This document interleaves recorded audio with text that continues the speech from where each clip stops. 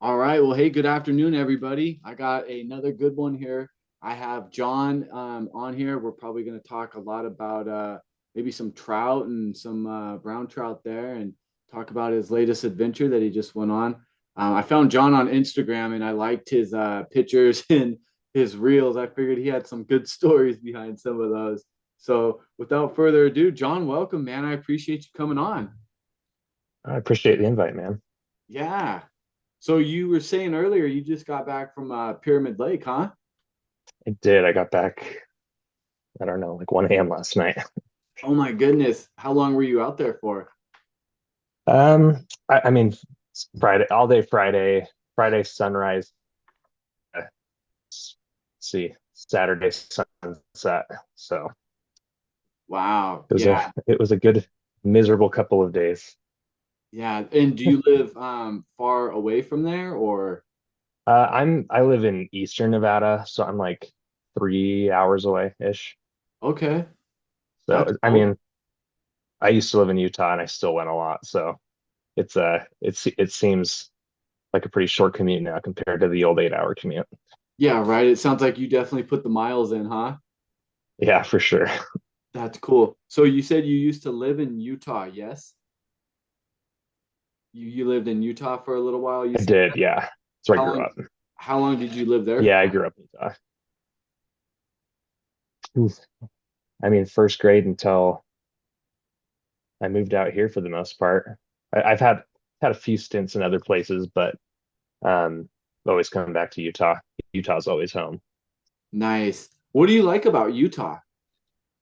Um, I mean, a lot of things. It's definitely a little busier than it used to be, which I don't like about it. But Mhm. there's a lot of water, and there's a lot of places where you can get away from people still. Um, we've got a lot of native trout, which is awesome, but we also have some stuff that's brought in. I mean, like up in the Uintas, we've got grayling and golden trout and tiger trout and a bunch of stuff that you don't get to see every day, which is pretty fun. There's really a little Yeah. bit of everything in Utah. Yeah, I noticed on your guys' Instagram you got quite a variety of species of fish there. I'm looking at here and some cool pictures and some cool colors of some fish there. That's really cool. So you said Yeah, for sure. you're in Eastern Nevada, is that what you said? Yeah, I'm in northeastern Nevada now. Okay. And how far away is that from the Truckee River? It's about 3 hours from 3.5 hours from the Truckee as well. That's cool. Do you fish that quite often? Um, I do. I honestly go back to Utah to fish that more than I go to the Truckee. Okay. And it's also hard for me to fish the Truckee when I'm in that area in Pyramid Lake. It's just, you know, 30 minutes away. That's true. Yeah. I've heard a lot of great things about Pyramid Lake and you see a lot of Pyramid Lake photos on Instagram and things like that. I haven't been out there yet, but I just heard the fishery is just like top notch out there and they got a healthy population of fish in there. Yeah, it is for sure. I mean, you definitely suffer for those fish, but it's Really? it's worth it. Yeah. You It's a gotta rough work place you okay, so you gotta work for it, huh? for sure. I mean, there's definitely days that are good. Um, but more often than not, it's you're grinding it out for those fish. And it's also it tends to fish better when it's miserable out. So, I mean, Friday was a very good day. I mean, we lost track of how many fish were caught. It was one of those days. But I mean, there was 20 to 30 mile an hour sustained winds, Ooh, 45 mile an hour gusts. It was snow. It was dumping snow, and it was just cold. I don't say I was sitting there thinking about it while I was there, and I think that you know, if I think of like the top five most like miserable days of my life, they're probably, I mean, four of them were definitely Pyramid Lake. man. Are you guys using single hand rods in those gusty winds or trout spay? I mean, we use switch rods a lot. Okay. It depends on what I'm doing. I'm indicator fishing. I'm using a switch rod, and when I'm stripping, I use my single-handed rod. But you can strip on those switch rods as well. Yeah, that's what I started out with was a 11 foot 7 Echo Switch 7 weight. Yeah. I like to do, some indicator fishing with it too. I got to get back into the indicator stuff, man. I've really steered clear of it. I try to chase steelhead and salmon on the swing, but the indicator, that's kind of what I grew up learning. Yeah. And I mean, I love, swinging and all that stuff too. But at the end of the day, when we don't live around those anadromous fish, those two-handed rods still come in super handy when it comes to the still water game. Because a lot of these lakes, I mean, out here in the West, we have reservoirs. So we've got these really steep banks that are basically canyons. You don't have much of a back cast. And with those switch rods, you can still get out, and trout spay rods, so you can still bomb out, an 80-foot cast, no problem without a back cast. Yeah, what kind of when you guys are using those switch rods, what's your guys' setup as far as like head and sink tip? Well, for the most part, everybody's using, I mean, I'd say like 90% of the people out there on the switch rods are using the Rio Chucker. And you don't need a motip or anything on that. It's just a floating line, and they'll throw an indicator on there. There's also a switch indicator line that a lot of people use. I don't do that. I have I think I've got the Rio Max Elite on my rod, and then I've got a floating motip on there. I do have the sinking motip as well, the medium T11. And I'll do that sometimes. It is a little bit difficult to cast without running water. It can be a little bit hard to cast those sinking lines. You have to sometimes try a few times to get the whole sinking head out of the water before you cast. So I definitely that's part of why I tend to do the single-handed stuff when I'm stripping on a sinking line, Mm, and I kind of have both rods rigged up, so kind of always ready to do whichever one conditions call for. that's smart. Yeah. Hey, welcome back, everybody. Okay, We had some we're back. we had some technical difficulties there, but nevertheless, we persevered and we figured it out. So I want to thank John for his patience on that. But yeah, so we were just talking about the different lines that people will use on Pyramid Lake, and you were talking about on switch rods. You guys will. What was that line again that you guys One use? that most people use is the Rio Chucker, and a lot of people will do the indicator switch lines as well. I personally do I have a Skagit Max Elite on mine, and then I have a 10-foot floating motip that I use on there. I do have a sinking motip that I've stripped with a little bit as well, but I definitely prefer to use the overhand or single hand rods for stripping. Yeah, when you guys are because I'm really big on like switch rods and spay rods. They're just fun for me to cast, and it gives me an They are. opportunity to dial in my casting because I'm still learning it. But what do you guys like? What's the length of sink tip you guys are using on those switch rods at the lake? 10 feet. Oh, just 10 feet. Yep. Okay. And so you guys will have your Skagit heads on there, and then 10 feet of sink tip, and then how long is your guys' leader? So we use flies that are I wouldn't call them normal. I mean, we do use normal stuff like woolly buggers and stuff like that. But one of the main stripping flies out here is a pyramid like beetle, Mm. um, and it literally is a foam beetle. But you drag that pretty much as close to the bottom as you can, and when you strip it, it kind of darts back down to the bottom. It kind of has a similar action to a booby. People use boobies out here as well. Um, but we drag that across the bottom basically, and so we will use like 3 feet ish of tippet from the end of your sinking tip or your sinking line, and then we usually do two beetles, so we'll have like a light colored beetle and a dark colored beetle in tandem. If we figure out one's working better than the other, we'll switch to the same color for both of them. So you guys have about total 13 feet of line that's at the bottom there. Yeah, but I will say that like there's definitely the majority of people are kind of doing like what I said, where we're using our switch rods to indicator fish, and we're using our single hand rods to strip. And with those, we'll use stuff like I like the Rio Outbound Short in a Sink 7. We just do the fastest sinking stuff we can get. We use because At Pyramid, it really is about the more time you can have your flies in the water, the better. So the less time you have to wait for your flies to sink, the better the odds are you're going to have to catch a fish.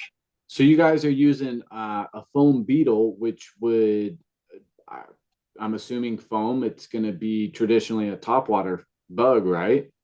I mean, it looks like one. It's very similar to what you'd expect with a normal topwater beetle. A little bigger than that, but and for the most part, the traditional color that people are using is white and chartreuse. So Mm, not like any beetle that really exists, but I gotcha. it's what they eat.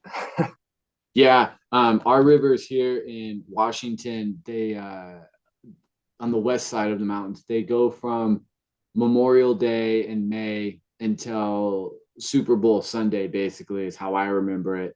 And then they shut down for March, April, May for 3 months. So the only thing that we can do is either go east of the mountains over to the Yakima River is the closest, or we can go to the coast over at the Olympic Peninsula, or it's just Stillwater Lakes from there. And that's something that I'm trying to get into if I want to keep fishing.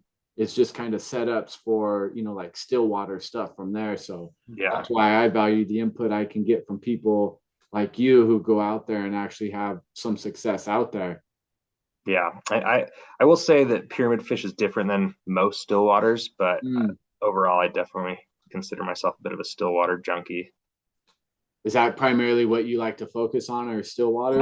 It's not the only thing I focus on. Like I do like a bit of everything, but I like it a lot. Um, I mean, for a variety of reasons, you get to some cool places, some high alpine lakes. I think that fish tend to be a little bit bigger just because they get to spend a little bit less energy fighting a current and more energy just looking for food. That's a good point. I never thought about that. Yeah, because you'll have a lot of uh, quote unquote streamer like insects that they'll feed on, big meaty insects out there. And like you said, if they're just cruising and less energy trying to find their food source, and then they get to bulk up, then yeah, a lot bigger up in those alpine lakes. That's a good point. Sure. And it definitely depends on the lake. Some lakes don't have great food sources, others do. So Yeah, I was looking through your Instagram, and it looks like you've done a little bit of ocean fishing too. Is that right? yeah, I've done the saltwater stuff a little bit. Nice. Talk to us about that a little bit. I find that interesting. Um, I mean, I've gone out a few times. I think the first time I went was well, the first time I did it was in Hawaii, and I Ooh. had no idea what I was doing. Um, and I had like a freshwater sink tip line on, and the first time I went out, I caught a couple fish. I was in Hawaii on just off of the coast on Maui, and I hooked into a few of these little, they call them papillos. I think they're bluefin trevally. I Mm. caught a cornet fish as well, and then I caught a hawkfish. And shortly after that, I hooked into, I don't, I mean, I, it's one of those fishing stories you hear people talk about, but um, stripping, and I had a huge jack. I question if it was a GT. Mm. Take the fly like 10 feet from the rod tip, and it broke. Oh, It was an old Reddington Path like combo that I bought on Facebook Marketplace, and it broke my rod. It took me to the end of the backing, and it broke the backing and the reel, all in about, I don't know, 15 seconds. holy cow. Like, So to what extent did it break the reel? the reel wouldn't turn after. I don't know. Oh, okay. I cranked the drag up while it was ripping out line, Ooh, and I don't know, just kept on going. I don't know. I really have no idea what was wrong with that reel after I warrantied it. So they yeah. gave me another one, but Well, there you go. yeah, it was the second day of the trip, and I didn't get to fish again because it broke my rod. So Man. Yeah, yeah, that sucks. it I, was a I bummer. always I always try to bring two rods with me now. God forbid, if you break a tip, you're done unless you want to turn a 13.5 foot rod into like a 12, and a half foot rod Yeah, minus the tip. But I always try to keep my switch rod with me. and my big Spey 13.6 with me also, just so that Yeah. I can switch it up with, tips, and I don't have to waste the time and switch over a sink tip onto another rod from there. So it looks like you've traveled quite a bit. Does your work allow you to travel, or is that just something that you make the time for? It's definitely more something I make the time for. I mean, I get 3-day weekends every weekend. Ooh. Um, so I work 4 10s.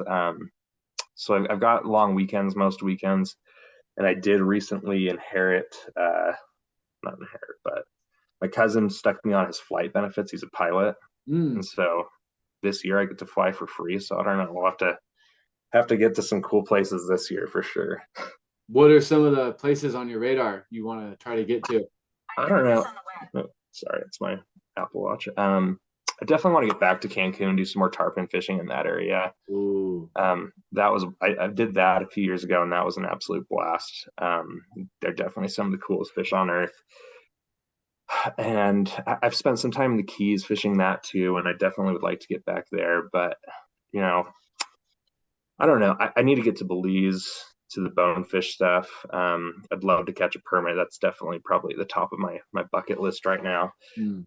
I've had one shot at a permit ever, and I hit it in the nose, and it could have cared less that there was a fly in front of its face. So it's You kind of, can't, yeah, can't do any better than that, man. yeah, man. I'm still a little bitter about it, so I've got to redeem myself on that one. That's funny. Maybe you can correct me on this if I'm wrong, but I think I remember hearing that you can actually do bone fishing in Florida. Yeah, no, yeah. There's Yeah. bonefish in the Keys. I did the last time I went down there. It was February, and bone fishing like on the flats is definitely more of a summer thing. When the water's warmer, they tend to be in the shallows a little bit more. I mean, it's definitely doable in the winter. Particularly the farther south you go, the better it's going to be in the winter. But yeah, I went out with a guy on a flats boat. And he was like, "Oh, I love fishing for bonefish in the winter because nobody else fishes for them." And Mm. we didn't see a single fish on the flats the whole day. So Oh I think man. that's why no one else fishes for them in the Yeah, winter. right. We did get into some really cool fish. I caught a really big um, yellow jack, which was really cool. It would have spooled me had we not chased it down in the boat. So I mean, I'm Mm. not going to complain. It wasn't a bad experience, but I went looking for bonefish and spent 3/4 of the day looking for them. Didn't see a single fish. Yeah, bone fishing, I don't know what it is about bone fishing. I mean, they're not a big fish by any means, and from what I hear, um, they're kind of aggressive, but they're not super aggressive. But something about them just it attracts me to them. I don't know if it's the fact that you're in, white sandy beaches and it's sight fishing from there that you get to experience, but I really want to try that out sometime. I guess you can do it in Cuba also, and that'd be fun. Yeah, Cuba might have the best bonefish in the world too. So Mm. that'd be really cool. That or I don't know, like Christmas Island somewhere out there. That'd be pretty cool too. But I mean, it's the seventh fastest fish on in the ocean. You can catch it on a fly rod. So Mm.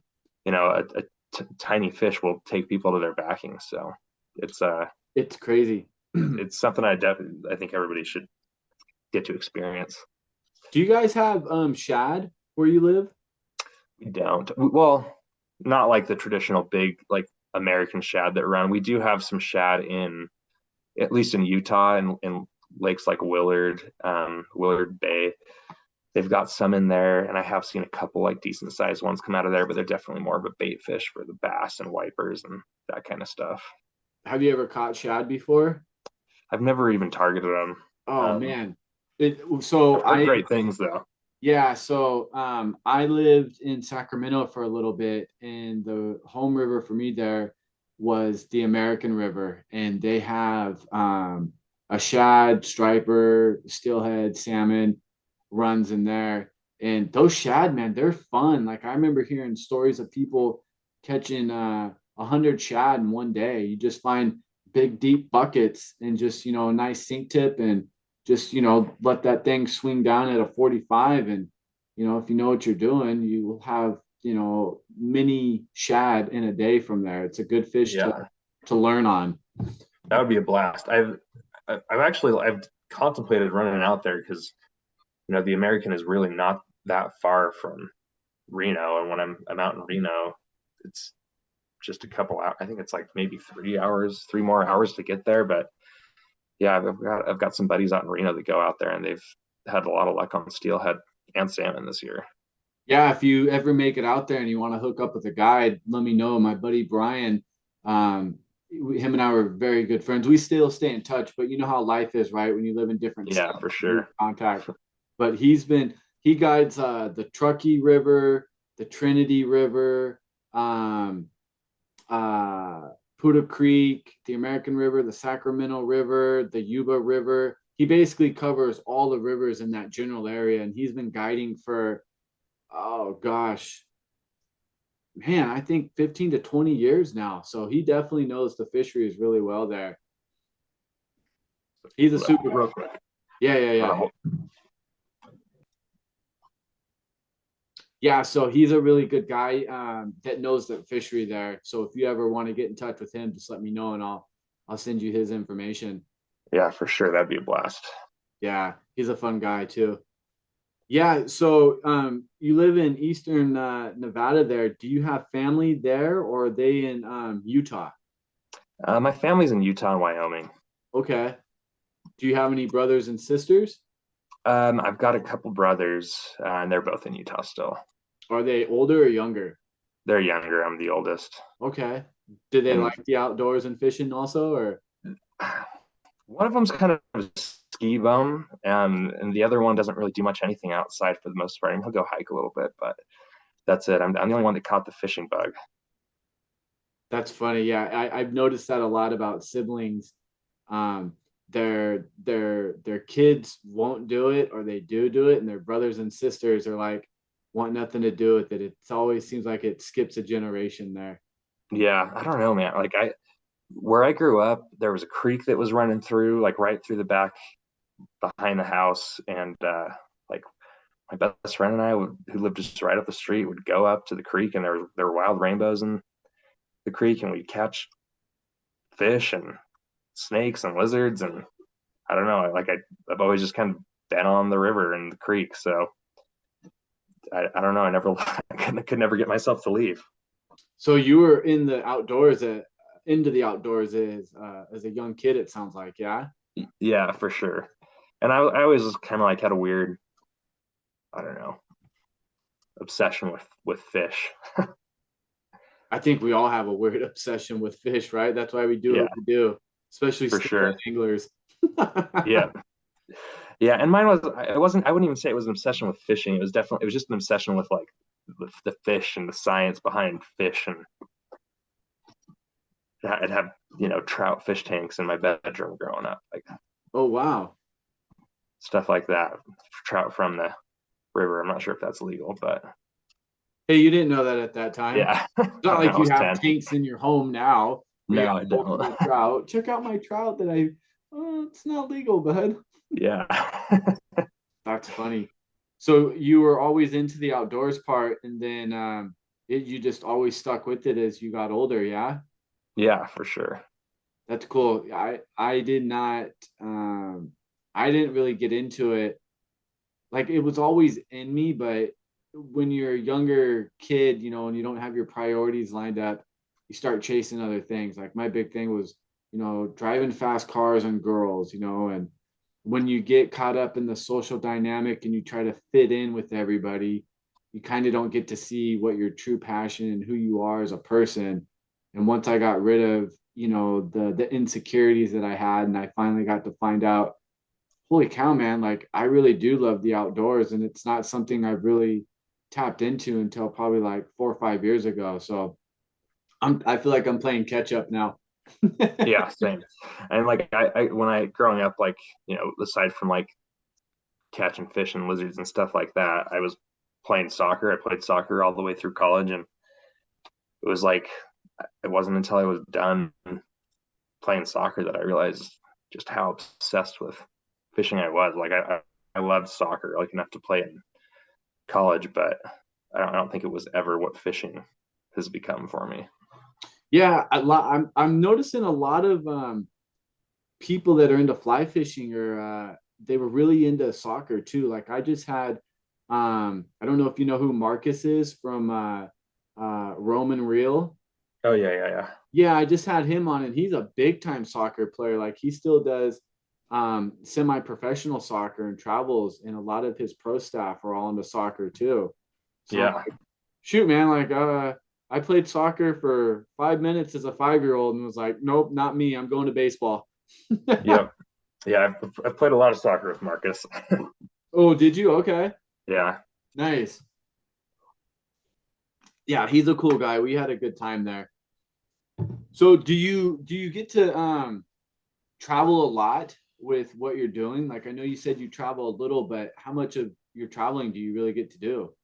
I mean, I definitely I have a hard time sitting still. So most weekends I try to get out somewhere, whether it's to a new lake, in this part of Nevada or a new river in this part of Nevada. But it's really just a hop up to Idaho from here too. I spent a lot of time in Idaho. My parents live in Wyoming, so I Ooh. go out to Wyoming, fish like the Jackson area Hmm. quite a bit.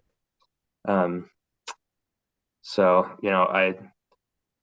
I've traveled to do like some saltwater stuff. I've gone to Alaska a lot. I don't know how many times I've been up there, Wow. but I definitely.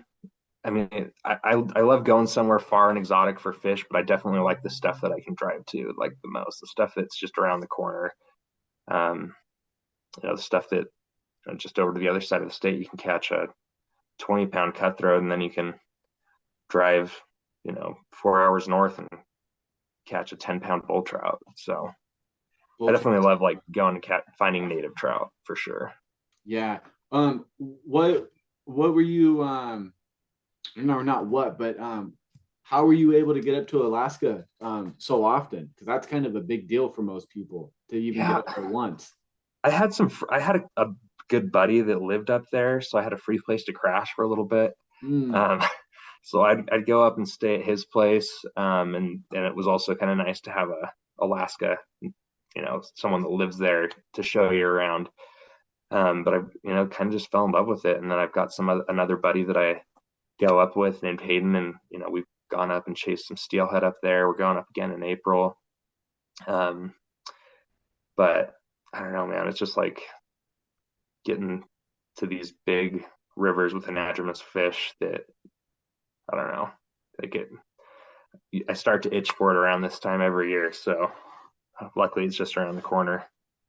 Man, I bet that's my dream is I want to get up there at least one time to go fish up there. Everything is like I always joke about Alaska, like Alaska is the home of everything supersized when it comes to fish. For sure. Yeah, and I mean, the cheat code for it too is you just get the Alaska credit card, especially for you in like the Pacific Northwest, like all those main airports there fly there for relatively low miles. So you get the Alaska credit card, they give you 70,000 miles, and that's enough to fly to Alaska twice right there. And then they give you a companion fare so you can bring a buddy for the price of taxes. You can get to Alaska for a lot cheaper than you think. Like it's pretty easy to get up there. Yeah, I was looking at going up there last I think it was September, and I was looking at it this time last year for like lodges and like a minimum it's like either $1,500 or $3,000 for like the whole lodge experience or the like airfare up there is not a big deal. It's the lodge and the guided stuff that starts adding up real quick. Yeah, I've never done any of that. Well, that's good if you Yeah, have people to help you with it, or just even if yeah, you know enough. um, and my buddy, he was stationed there in the military. He's not there anymore. So, the last few times I've been, like my buddy and I rent a Suburban and we drive around to different rivers and we crash in the Suburban because it's basically a bear-proof tent and fish from sunup to sundown every day. Yeah, right.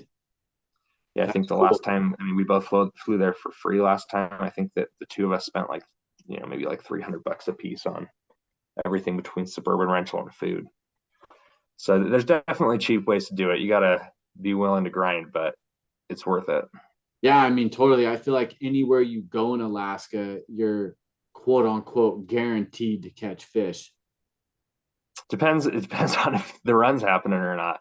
It's true. I mean, there's definitely some good uh, uh, residential fish in a lot of those rivers too. But I've definitely been to Alaska, kind of between runs when the fish are few and far between too. But I mean, you're still on some of the coolest, rivers on the planet, so it's hard to complain. But it's What? not always what you see with a million salmon sitting right in front of you.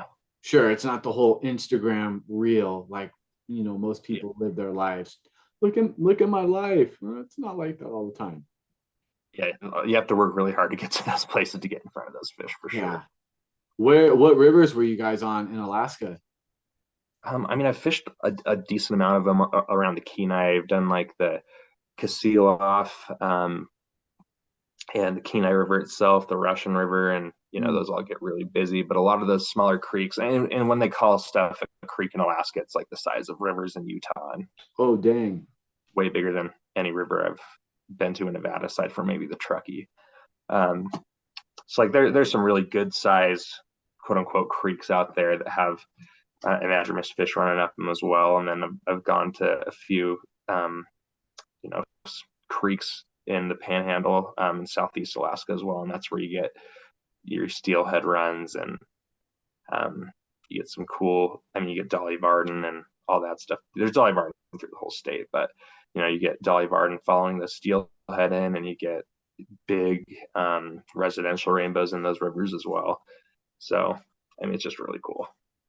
That's cool. Do you do a lot of fishing using a raft, or do you primarily do a lot of wade fishing? In Alaska, I've never, well, I fish from a boat like on one of these trips in Alaska, but for the most part, where it's all walk and wade stuff. Mm, Um, which is why I like the creeks because they're actually wadeable. Like the Kenai and that stuff is, you wade 10 feet out and the current's too fast to stand in the water. I Um, bet. but for the most part in Alaska, I'm pretty much exclusively wading. I mean, fish from rafts and Utah and Idaho quite a bit, but not so much Alaska. And when I'm going up to Alaska, for the most part, it's with some buddies from out here, and it's just we bring what we can in our backpacks and we take off.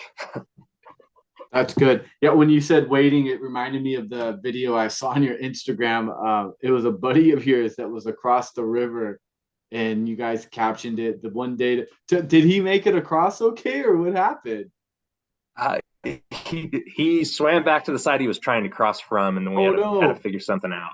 Yeah, yeah, we were on the Snake River, and my buddy who forgot his wading belt that day decided to try to cross in a really deep spot and ended up throwing his rod to me to save his rod. And when I turned around after finding his rod that was floating down the river, he was breaststroking back across the river. Oh So man! it was a scary day. It was like December, January, something like that. So I think it was probably like you know 25 degrees outside, Ooh, and that's the guy I was just a pyramid with actually, and he decided that the day was still young, and so he wanted to fish still, and so he took his waders off and to air out and fished for a few more hours before we left, and I had to drive home because he was too cold to function pretty much. man, lucky he didn't catch hypothermia on that temperature, man. I tried to talk him into going back to the car a few times, but he refused. Man, yeah, I was looking at that video and I was like, boy, man, like the first step where he's at, I'm looking at it going, holy cow, man, that dropped quick. I would have like right Yeah, there as it's up to my chest line, I would have been like, ah. yeah, you can see his waders start to fill there, and that's when he started trying to figure out what he's going to do with his rod. Yeah, my thing would have been like, I'm going back 10 feet behind me. I'm not even gonna try this. Yeah, That's crazy.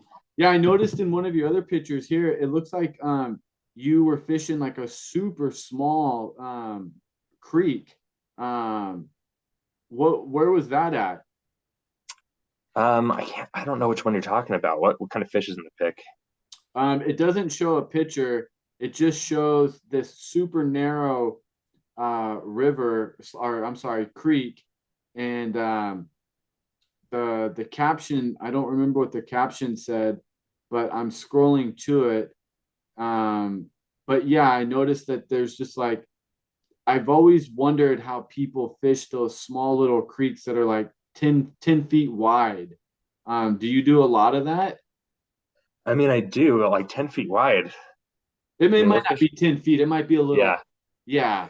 we're fishing some creeks that are 10 inches wide and they're still fishing them. So Seriously? yeah, there's especially out, Nevada in the desert of Nevada. That's kind of where we've got to go sometimes.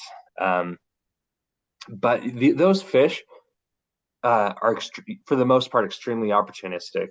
Hmm. Um, they don't have the same type of food sources as these fish in these bigger rivers, and you usually don't get as strong of hatches, and so they've got to eat what they can. And those fish also tend to, especially in the summer months, tend to be pretty keyed in on terrestrial. So you can throw beetles and hoppers and some big flies and catch little fish on big flies, which can be fun.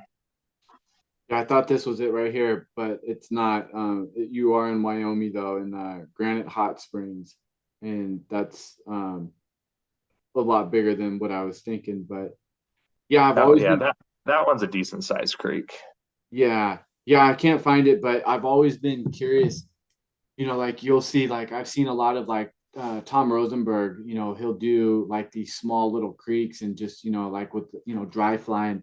He's just casting up river and pulling out these little fish, and I'm like, man, that seems like a lot of work and super challenging for not quite a big reward. But again, I mean, different strokes, different folks, and that's what I love about fly fishing is that there's something for everybody. Yeah, for sure. And I'm not gonna act like that's like my favorite way to fish, but there's definitely times when it's like kind of what I crave. Um, the what people call like the blue lining. Um, and that's usually a bigger thing out where Tom Rosenberg lives on the East Coast for brook trout. But out in the West too, we've got all of our little creeks, and it's gonna be a blast to go find cutthroat and in northern Utah for the cutthroat slam. Those Yellowstone cutthroat live in some of the smallest water like I've ever found fish in. Like you can stand with a leg on each side of the creek and cast in the middle of the creek and pull fish out of it. Yeah, that's So wild. it can be challenging. Like sometimes it's more of a pain than it's worth, but other times you can catch a whole lot of fish. And those small fish usually they're always wild and they tend to be extremely pretty fish. Yeah, that kind of fishing to me seems like, and maybe it's because my skill set's not there yet, but that seems like precision fishing. Like you almost got to be a surgeon with, your fly rod and where you place your fly and have total accuracy there to hit those small little targets. For sure. Definitely got to spend a lot of time in the casting to hula hoops, right? Yep. Yeah, and you're also going to be spending a lot of time pulling flies out of sagebrush. So Yeah, right. Yeah, you see the videos of where people are just in, um, like big grass and they're kneeling down and they just have their tips up high and they're trying to get it in there and be stealth like with it. It's definitely an artistic skill set to have in that instead of having big, wide open water from there. for sure. Do you ever do any bass fishing on the fly rod? Um, I do. Um, well, early spring I do like chasing, smallmouth. Especially in some of these Utah lakes when they're coming in and chasing the crappie into the shallows, it can be a blast to pick up some of those fish on streamers in the shallows. And I, I've dabbled with largemouth. Like I think I don't know how many largemouth I've caught, not a ton, like on a fly rod at least, like probably 10. And every largemouth I've caught on a fly rod so far, aside from one, has been on a topwater dragonfly. So That's got anything top water. I caught one little, 10-inch, if it was even that, trout. And it was kind of funny because my buddy Brian, we went to this one river and we were out there all day, man. And he didn't get a single hit. None of us did, but he was always the guy that outfished all of us. And I remember just throwing on a little caddis and I was like, man, there's fish rising. Let me see if I can catch one. And I caught one and he didn't that whole day. And like his buddy and I both were like, well, we're gonna obviously tell him about this, but we're gonna leave it alone after that because he was just so frustrated. He tried everything. And when we just before we were leaving, there were these two dads and their two boys that came, and they were there 5 minutes and they hooked up with like 4 fish because they knew exactly what to do. And we were just like, Yeah. oh man, that's just salt in the wound for Brian. We felt so bad for him. He's like, yep, I'm ready to go. That's the day for me. Yep. Yeah, man. Yeah, I definitely not consider myself an expert when it comes to bass fishing. So far, I'm like a one-trick pony when it comes to catching a bass, and Hey, it, if it works, it works. yeah, and every time I've done it, I haven't really not every one of the times I went out like planning to catch bass, but I went out and I saw a largemouth eat a dragonfly off the surface, and I was like, oh, time to throw on the dragonfly fly. And sure enough, first cast caught a fish. Yeah. Yeah, man, fly fishing, it's so cool because so many people draw so much from like either the outdoors or just in fly fishing in general that's helped them go through some challenges in their life, or it just helps them reset, and get back connected, and get all the stress and the hustle and bustle out of their life. How has fly fishing or the outdoors helped you out personally? I mean, I feel like just fly fishing and fly fishing is just like taking me to so many places that I don't think I would have ever been if it wasn't for fly fishing. Like chasing, like we were talking about, like a blue line that I found on a map somewhere, or and I think it keeps me sane. Like busy work weeks and everything else going on in the world, like you can go out, go into the backcountry for a few days where you don't have service and you can just get away from it all, and it's just about you and the fish. And I don't know, it keeps me sane, keeps me happy. It's what keeps me going.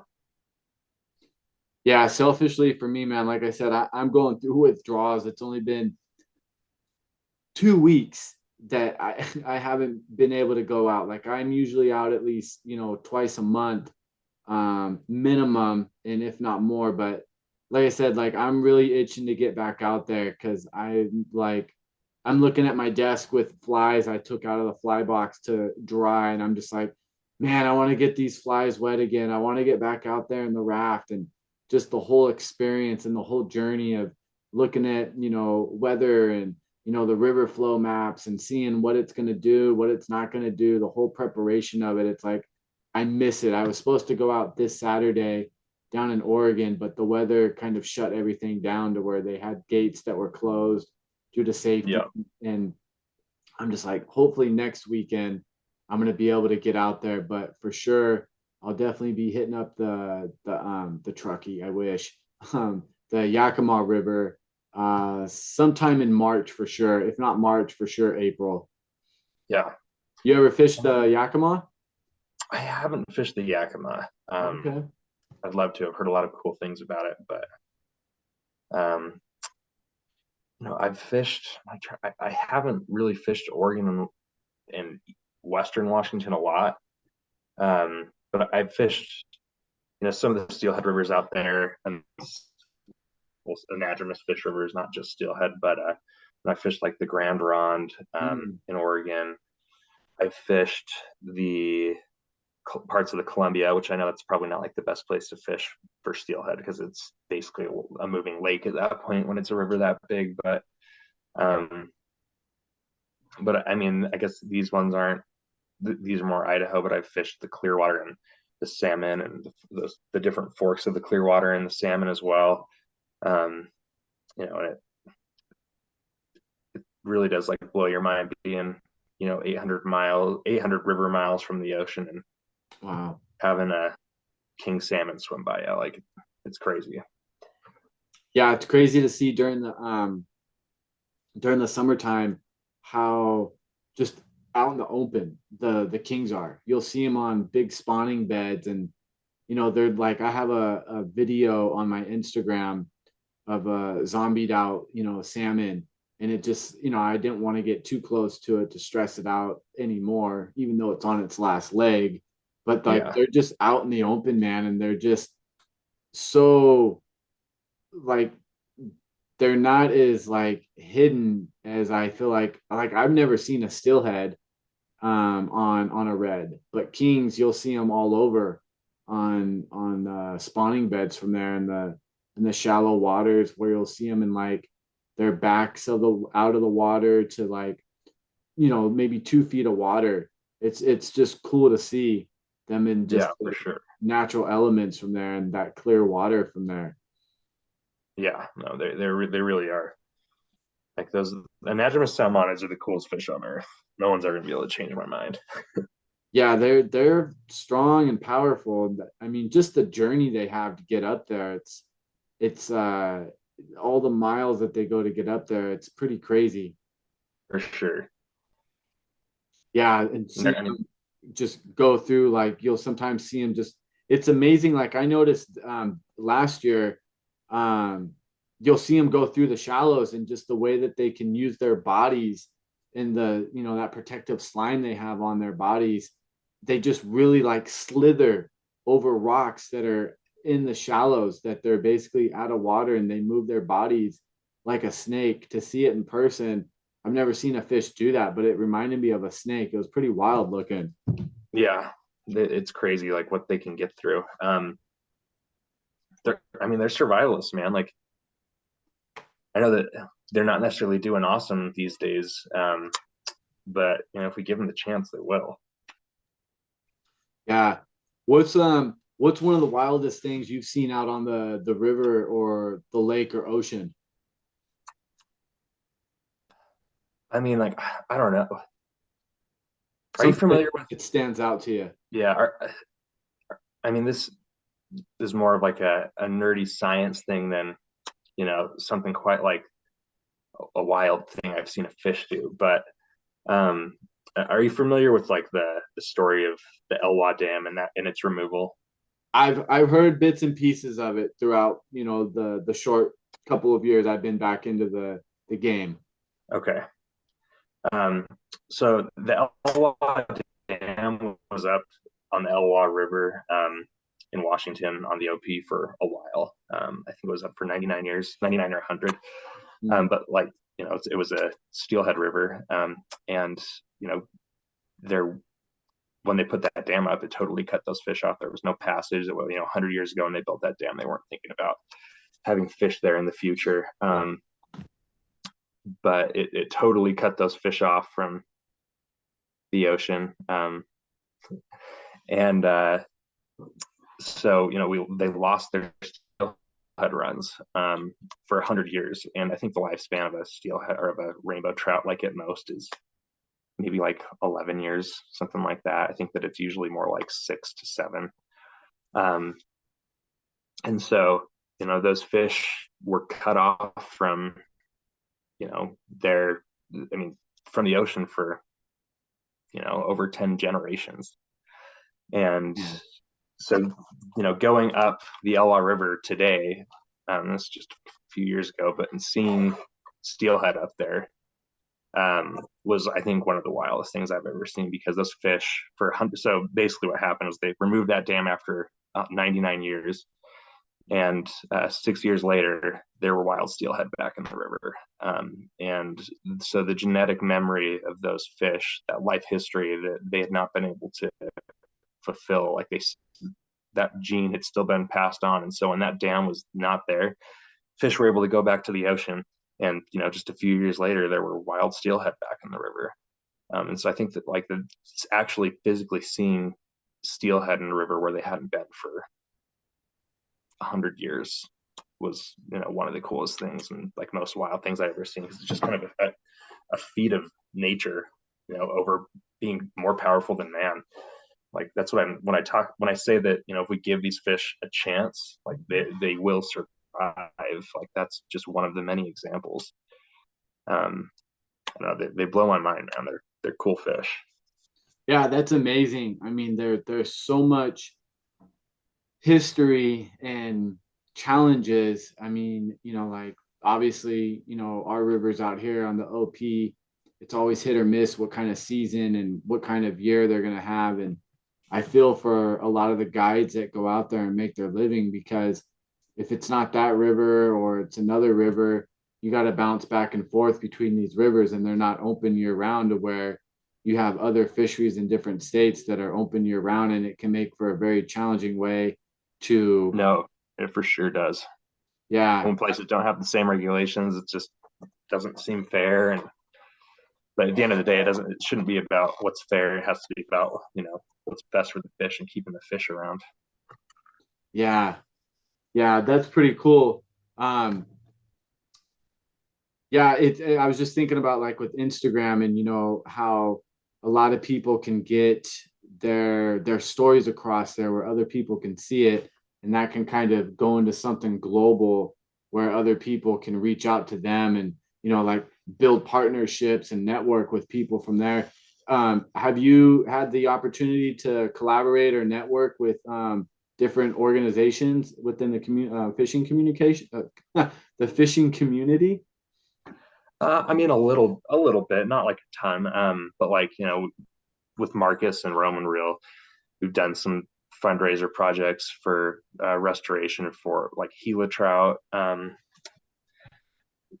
habitat, and I also have been able to attend a lot of the stuff like Fish for Garbage, some of the stuff that we've been able to share, and then we've also done some fundraising stuff that we've donated to the Utah Stream Access Coalition, because Utah's been we've been losing thousands of river miles to legislation that has taken away our right to access waters, and so that's one of the few things that I've been able to be involved with.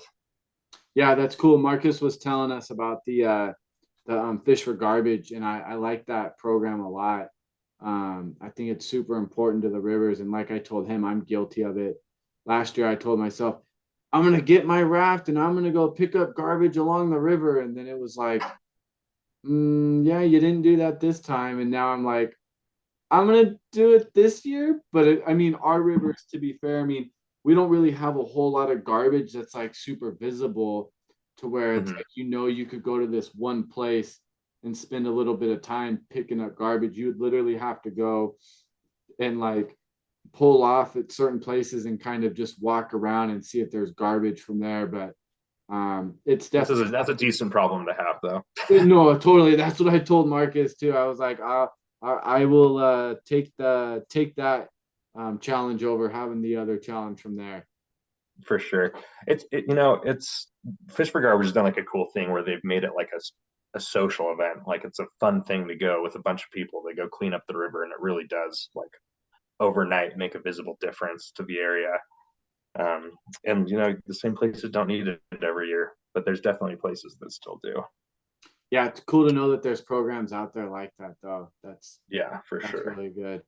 Well, cool, man. Before we wrap it up, I know you talked a little bit about this, but tell us about some of the trips maybe you got coming up or that you definitely want to go to this year. Well, I mean, in April, I'm going to be heading up to Southeast Alaska again, doing a little bit of steelhead fishing. We will be, we found a few lines that, we are big enough to be rivers in Utah, but our creeks out in Alaska, and we're going to go explore some new water and hopefully find some more steelhead. But, the last trip was just stupid good. You pull up on a bridge over a river and look in, and it's just full of 10+ pound steelhead. So I don't know, man. I'm getting giddy about it. I'm excited about it. I'm going to be going down to Cabo this year too, so I'll probably make an attempt at a rooster fish. I haven't even looked into if it's going to be the right time of year, but I'll definitely make it go for it regardless. Yeah, right. So that's one that I'll be for sure going for. I'm going to try to get into central Idaho to go after some native fish this year too. Maybe like a week-long backpacking trip type thing. And then I know that in this probably September, I'll be doing a horseback trip into some remote lakes for golden trout as well. So that'll be fun too. That's all Wow. I've planned at the moment though. On horseback, huh?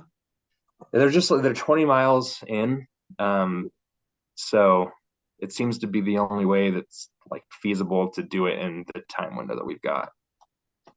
Yeah, And 20 my miles. buddy's got horses, so That's cool. So that I mean 20 miles, that's I'm just assuming, I don't know, but I mean, that's got to be a multi-day trip. Yeah. It will be a multi-day trip for sure. Man, that's a whole different experience though on a horse. That'd be fun. I It's assume gonna it'd be be fun. Yeah, I've never done anything quite like that before. I know that we're gonna have horses to carry us and then horses to carry gear. Hmm. So um it's gonna be a whole lot better than backpacking, I'll tell you Yeah, that. right. Yeah, you'll definitely have to get footage of that, man, and put that on your Instagram because that's definitely not something I feel like people would get to do on an everyday basis. That's expedition for sure. Yeah, it's gonna be fun. Well, that's cool, man. Well, hey, before we get out of here, is there any shout outs or anything you want to let people know, be aware of that maybe we didn't get to? Um, not really that I can think of. I mean, I guess this is the one thing that I'm always harping on to people. Um, but there's a hashtag out there that you see on social media that's tag responsibly, keep the West wild. And I think that that is really important. I think it's one of the things that we can do to protect fish and protect special places is not just blowing up spots. I also think that, part of the fun of um, fishing is, getting out there for yourself and exploring and finding those new waters. And, I don't think we should be depriving people of that. Obviously, there's places like Pyramid Lake and um, like the Yakima River, like famous rivers like that that everybody kind of knows about. Mm-hmm. But there's even like spots like on the lake and spots like on the rivers that are still relatively untouched that we can at least you know, keep as quiet as possible. Just because we can keep those places. There's special places for the fish, but it's not ours to exploit. I know that it's public land, but it's not ours to exploit. It's ours to enjoy. And so, you know, no spot is worth blowing up to try to get famous on Instagram. Um, at the end of the day, it shouldn't be about anything other than the fish and fishing, not fame and not, clout. It's just about getting out there, having fun, and, making sure that they're still there tomorrow. Yeah, that's a good point. I mean, a lot of that, yeah, I mean, you hit the nail on the head there. That's perfect. Just keep those spots to yourself, share them with those that you want, and help those out that you can from there. For sure. Yeah. Well, let everybody know your Instagram if you want them to follow you. Yeah, it's at the Fly Fishery, one word. And if you like trout and fish in cool places, it's remotely entertaining to follow. Yeah, it's good, guys. Yeah, like I said, you gotta check out the video of his buddy that was trying to cross the river there. You get a little nervous, but that's why I had to ask John, was he okay? He's okay. I had a few angry people comment about how stupid we were on there, but I'm sure you he guys. survived, so we're fine.